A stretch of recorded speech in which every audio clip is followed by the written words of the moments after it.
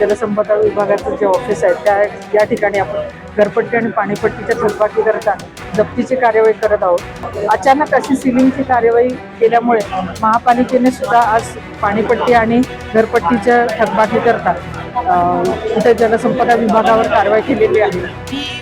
पाणी बंद केल्यानंतर ही कार्यवाही केली आहे। मला अगदी खात्री आहे की त्यांनी ही आकसापोटी केलेली कार्यवाही आहे।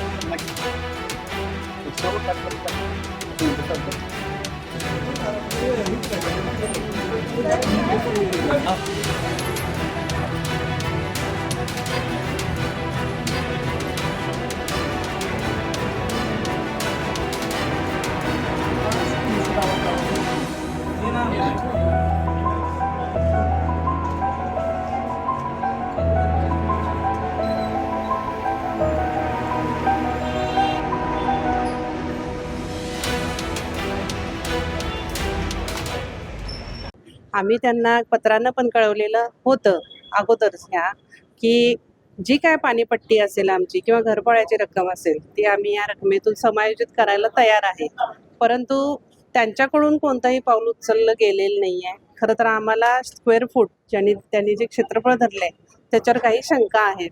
त्या संदर्भात आता निकम मॅडम म्हणजे महापौर निकम मॅडमने आम्हाला बोलवलेलं आहे आता 2:30 वाजता आणि घरफळ्यासंबंधी आम्ही चर्चा करणार आहोत। पण महानगरपालिकेनं तुम्ही कारवाई केल्यानंतर महानगरपालिका देखील इथे येते, कुठतरी मग प्रशासकीय पातळीवरचा हा संवाद सावळा म्हणायचा कारण आपण पाहतो की एकीकडे पंपिंग स्टेशन सील केले जातात, तिकडे ऑफिसेस सील केले जातात। कुठे संवाद मेसेज चुकीचा गेला असं वाटतं? कसं आहे, ही शेवटी पाणीपट्टी वसुली असेल किंवा त्यांचा वसुलीचा भाग असेल, ते आता मार्च एंडमुळे ही वसुली करणं भाग आहे।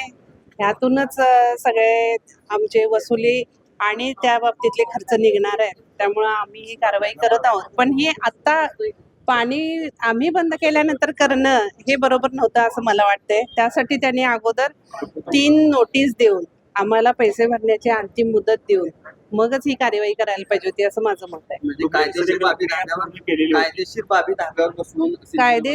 बाबी धाब्यावर बसून त्यांनी ही कारवाई केली आहे आणि आम्ही मात्र त्यांना पुरेसा वेळ दिलाय आणि एकूण ह्या कालावधीमध्ये 5 ते 6 बैठका घेतलेल्या आहेत। मागच्या वर्षी आम्ही एप्रिलमध्ये मंत्र्यांसोबत म्हणजे आमचे राधाकृष्ण विखे पाटील साहेबांच्या सोबत पण मीटिंग झालेली आहे। त्यानंतर आता आमचे कार्यकारी संचालक धुमाळ साहेब ह्यांच्यासोबत पण आम्ही मीटिंग घडवून आणलेली आहे आणि प्रत्येक मीटिंगसाठी पुढाकार आम्ही घेतलेला आहे। अमल महाडिक साहेबांनी आम्हाला भरपूर चांगली साथ दिलेली आहे प्रत्येक मीटिंगच्या वेळी। त्यांनी पण अगदी पॉझिटिव्हरित्या ते घेऊन त्याच्या बाबतीत पुढं जात होतो आम्ही। आज कोल्हापूर महानगरपालिकेने शहरातले जलसंपदा विभागाचं जे ऑफिस आहे या ठिकाणी आपण घरपट्टी आणि पाणीपट्टीच्या थकबाकी करता जप्तीची कार्यवाही करत आहोत। यापूर्वी जलसंपदा विभागाकडून आज सकाळी महापालिकेचे जे पाणीपुरवठ्याचे स्टेशन्स आहेत पालिंगा आणि नागदेवाडी येथले पंपिंग स्टेशन सील केलेले आहेत।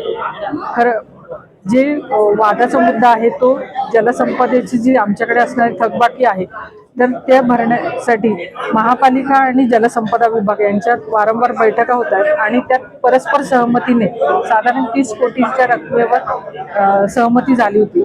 त्यापैकी आपण गेल्या वर्षी 7 कोटी भरले होते, या वर्षी पण आपण आजपर्यंत 6 कोटी 40 लाख भरलेले आहेत आणि पाणी पुरवठा हा महापालिका कोणत्याही प्रॉफिट स्तरावर करत नसल्याने कुठेही जनसामान्यांना होणारा पाणी पुरवठा विस्कळीत होऊ नये यासाठी महापालिका सुद्धा हप्त्याने जलसंपदा विभागाकडची थकबाकी फेड करण्याचा प्रयत्न करते आहे आणि त्याच्यामध्ये अचानक अशी सिलिंगची कार्यवाही केल्यामुळे महापालिकेने सुद्धा आज पाणीपट्टी आणि घरपट्टीच्या थकबाकी करता इथे जलसंपदा विभागावर कारवाई केलेली आहे।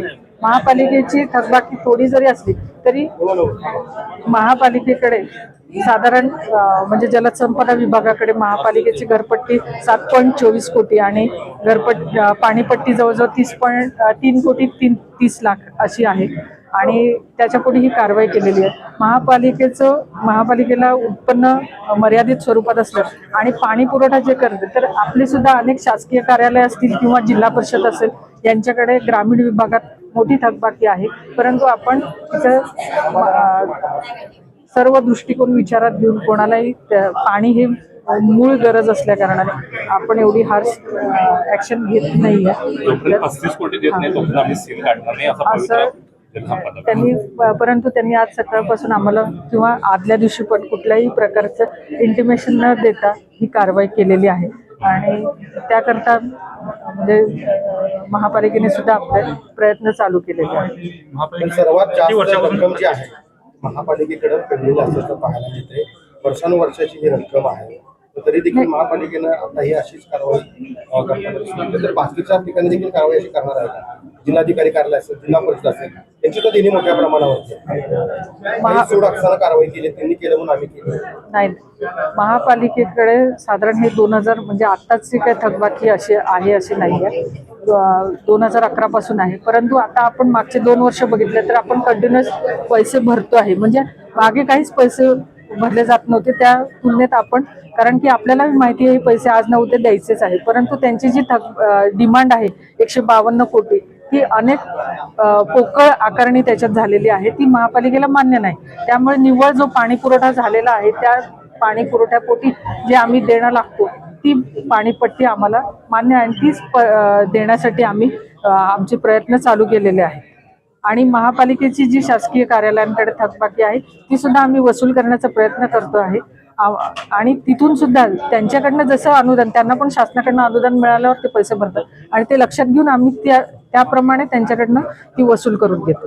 पण आज खरं तर त्यांनी ही सील केल्यानंतर तुम्ही पहिलं पाऊल का उचललं? आक्षापोटी कारवाई नाही का? नाही, ही आक्षापोटी यासाठी नाही, कारण ह्याची बोलणी वरिष्ठ स्तरावर चालली होती आणि 4 दिवसापूर्वी VC पण झाली होती आणि त्याच्यात असेही काही माननीय आयुक्त मॅडम होते, माननीय आमदार साहेब होते महाडिक साहेब आणि त्यांच्या आणि इरिगेशनचे एक्झिक्युटिव्ह डायरेक्टर साहेब यांच्यात समोर VC झाली होती आणि त्याच्यात जे ठरलं होतं त्याच्यात कुठेही कारवाईचा भाग नव्हता. त्याच्यामुळे आम्ही सुद्धा कारवाईसाठी पुढचं पाऊल उचललेलं नव्हतं. ही कारवाई